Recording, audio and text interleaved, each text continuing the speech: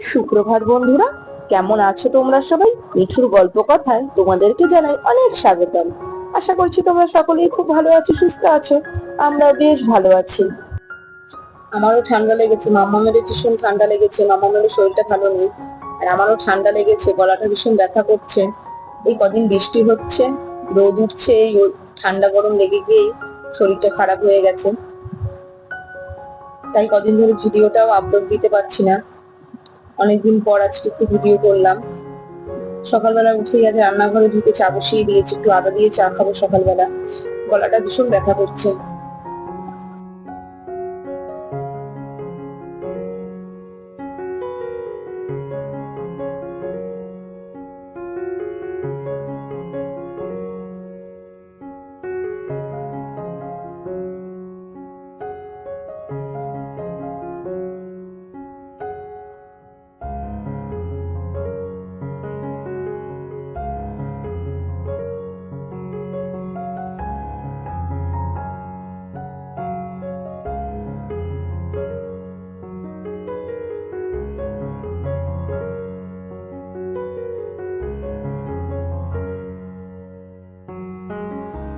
চাটা খাওয়া হয়ে গেছে, চাটা খেয়ে আমি এদিকে বিছানাটা তুলতে চলে এসেছি।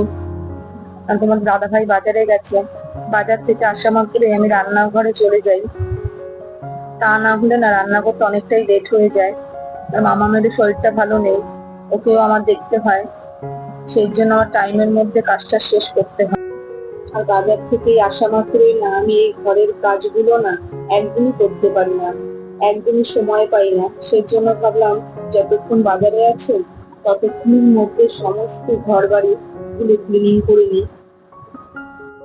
মেয়েদের জীবনের রুটিন ধাপে ধাপে বদলায়। যখন আমি মেয়ে ছিলাম, বাবা বাড়িতে থাকতাম, তখন আমার মর্নিং রুটিনটা অন্যরকম ছিল। তারপর যখন বড় হলাম, কলেজ গেলাম, তখন সেই রুটিনটা আলাদা ছিল। তারপর যখন বিয়ে হলো আমার, একটা বাড়ির বউ হলাম, তখন মর্নিং এর রুটিনটা কিন্তু আলাদা। আর এখন আমি যখন একটা বাচ্চার মা, তখন কিন্তু আমার মর্নিং রুটিনটা সম্পূর্ণ আলাদা। মানে মেয়েদের জীবনে এই যে মর্নিং থেকে নাইট রুটিনটা কিন্তু ধাপে ধাপে বদলায়। কি অদ্ভুত বলুন আমাদের মেয়েদের জীবন। তবে অনেক সুন্দর জানেন, মানিয়ে নিতে পারলে সব সুন্দর, আর মানিয়ে নিতে না পারলে এই মেয়ে জীবনটাই বৃথা। তবে আমি এখন মানাতে শিখে গেছি, জানেন তো, সব পরিস্থিতিতে নিজেকে কিভাবে মানিয়ে নিতে হবে সেটা আমি জেনে গেছি। অনেক অল্প বয়সে আমার বিয়ে হয়েছে, তবে ঠিক খেতে খেতে বুঝেছি এই কথাগুলো আমার অভিজ্ঞতা থেকে বলছি। সংসার করতে গেলে অনেক কিছু শিখতে হয়, অনেক কিছু জানতে হয়, অনেক কথা শুনতে হয়, এবং অনেক কিছু মানিয়ে নিতে হয়। অনেক কথা শুনতে শুনতে এখন আর সেই কথাগুলো গায়ে মাখি না। এখন আর কারোর সাথে তর্কে যেতে ইচ্ছে করে না, আর কারোর সাথে বেশি কথা বলতে ইচ্ছে করে না। তখন নিজের সংসারে নিজের কাজে নিয়ে নিজেকে কিভাবে ব্যস্ত রাখবো তার চেষ্টা করি। কথা বলতে বলতে ঘরের কাজ আমার প্রায় হয়ে গেছে। ঘরটা মুছে নিয়ে রান্নাটা আমি বসিয়ে দেবো। আমাদের দাদা ভাই বাজার থেকে শিঙি মাছ নিয়ে এসছে। শিঙি মাছগুলো বাজার থেকে কেটে নিয়ে এসছে, আমি ধুয়ে নিয়েছি, নিয়ে মাখিয়ে মাছটা ভাজা বসিয়ে দেবো। এই লোককে কি বলবো, এই পাঁচটা লোক আমার সম্পর্কে কি ভাববে, সেসব চিন্তা ভাবনা এখন আর একদমই নিতে পারি না। সেই জন্য ভাবি যা হবে দেখা যাবে।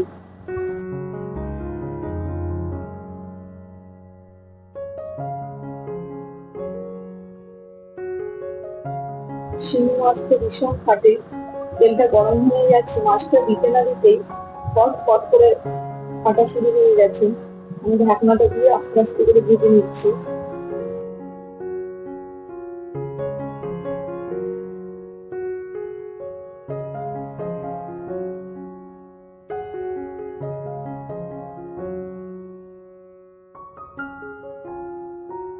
এত ফাটছিল, ভীষণ ভয় পাচ্ছিলাম। ফাইনালি মাছগুলো আমি ভাজতে পেরেছি, ভাজা হয়ে গেছে। এবার ঝোলটা বসিয়ে দেবো, কালো জিরে ফোড়ন দিয়ে দিলাম। এই জ্যান্ত মাছের ঝোল কালো জিরে ফোড়ন দিয়ে আদা জিরে বাটা দিয়ে বেশ ভালো লাগে। আর আমি আদা জিরে বাটা দিয়েই কাঁচকলা, পেঁপে, আলু দিয়ে মাছের ঝোলটা করবো। কাঁচকলাটা দিয়ে দিলাম, পেঁপে আর আলুটা দিয়ে দেবো, দিয়ে হালকা একটু নেড়ে চেড়ে ভেজে নেবো।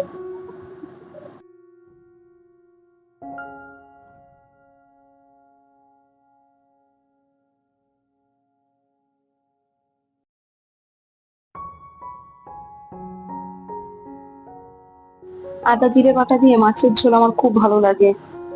আর এইভাবে আদা জিরে বাটা দিয়ে, পেঁপে দিয়ে, আলু দিয়ে, কাঁচকলা দিয়ে জ্যান্ত রুই মাছ, কাতলা মাছের ঝোলও বেশ ভালো লাগে খেতে। আর ভিডিওটা তো আগের করা ছিল, ভয়েস ওভারটা আমি পরে দিচ্ছি। এতটাই ঠান্ডা লেগেছে, গলাটা ভীষণ ব্যথা করছে আর গলাটার মধ্যে খিচখিচ করছে, যেন কথা বলতে পারছি না আমি। আদা জিরে বাটা, তার সাথে দুটো কাঁচা লঙ্কা ওর মধ্যে বেটে নিয়েছিলাম, হলুদ গুঁড়ো, নুন দেব, দিয়ে ভালো করে মশলাটা আমি একটু কষিয়ে নেব।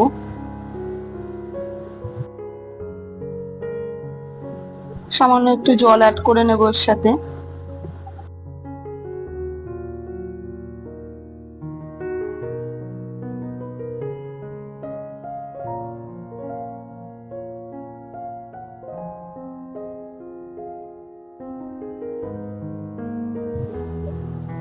জল দিয়ে দিয়েছি, দিয়ে এর মধ্যে দুটো কাঁচা লঙ্কা চিড়ে দিয়ে দেব, দিয়ে ঝোলটা ভালো করে ফুটতে দেব, তারপরে মাছগুলো দিয়ে দেব।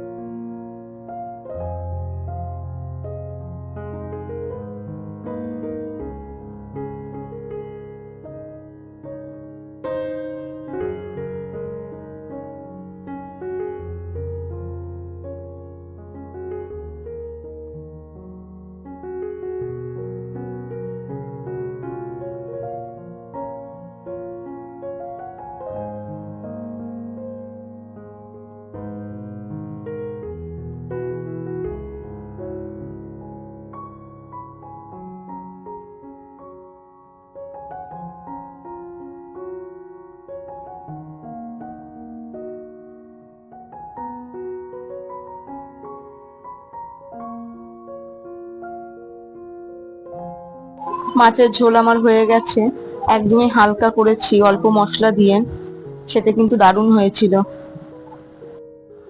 প্রেশারটা আগে ঠিকই ছিল, মামাম হয়েছে পর থেকে না প্রেশারটা লো, প্রেশারটা কিছুতেই ঠিক হচ্ছে না, তাই একটু ওআরএস জলটা খেয়ে নিচ্ছিলাম।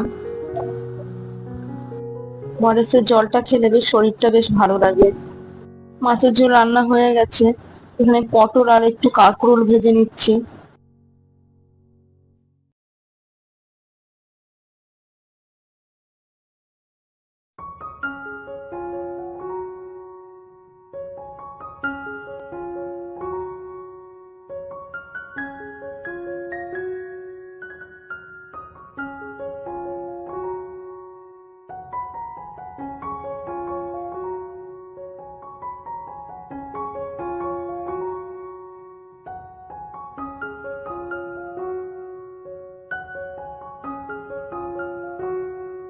রান্নাঘরের কাজ আমার প্রায় হয়ে গেছে, গ্যাসটা মুছে নিয়ে বাসন রয়েছে, বাসনগুলো একটু ধুয়ে নেব, তাহলেই কাজ আমার হয়ে যায়।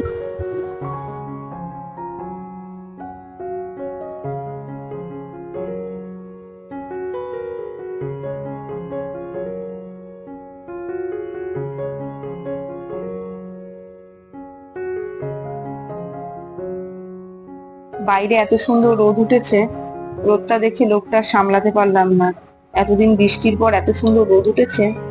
জামা কাপড় ছিল কিছুটা, জামা কাপড়গুলো সব ভিজিয়ে দিলাম, কেচে দেব, দিয়ে স্নানটা করে নেব।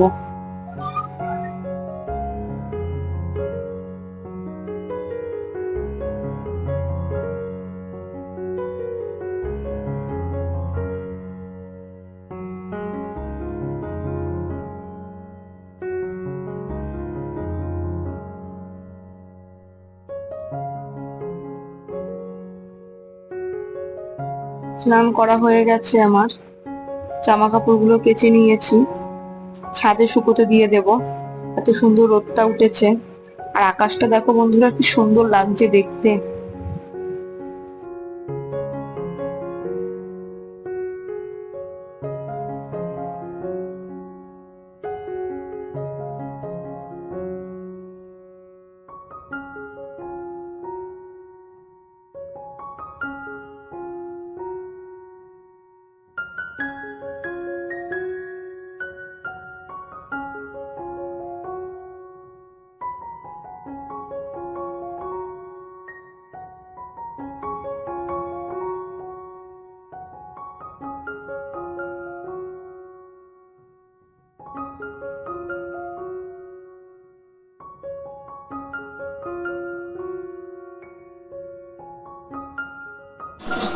হ্যালো বন্ধুরা, অনেকক্ষণ বাদে আবার তোমাদের সাথে দেখা করতে এলাম। এখন 2টো বেজে গেছে, মামামকে ভাত খাইয়ে দেবো, আমিও ভাত খেয়ে নেবো। পরে আবার তোমাদের সাথে দেখা হচ্ছে, ভিডিওটা তোমরা কন্টিনিউ দেখতে থাকো। টাটা।